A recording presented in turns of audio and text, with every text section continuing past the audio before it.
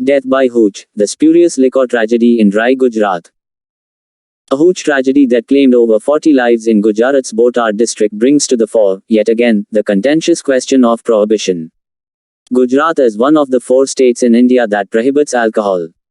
The victims consumed poisonous methyl alcohol sold in plastic pouches by bootleggers.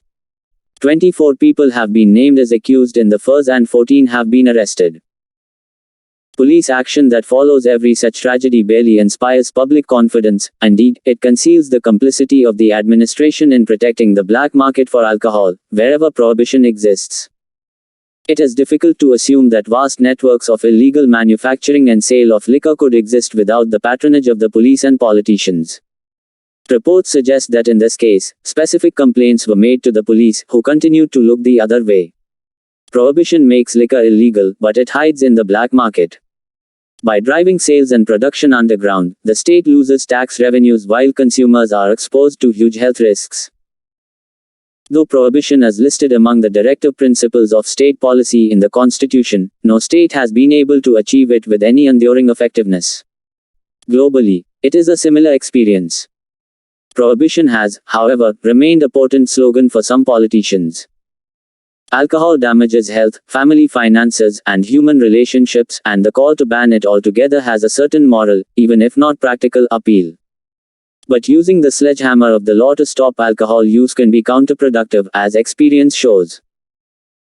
The Gujarat High Court is considering 5 petitions that challenge the constitutional validity of the Gujarat Prohibition Act, 1949 on grounds that it violates fundamental rights including privacy.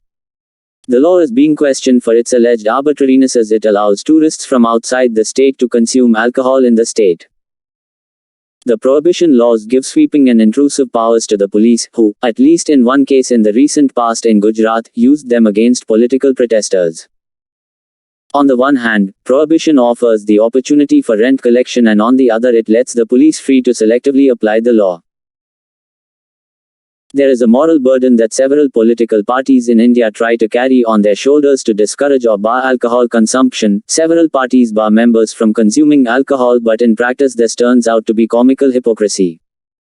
With Gujarat already in campaign mode for the assembly election that is only months away, the tragedy has prompted the Congress and the Aam Aadmi Party to train their guns on the ruling Bharatiya Janata Party. Rather than clinging on to dogmas and impossible goals of social reform through coercive law, there must be a more honest discussion on prohibition.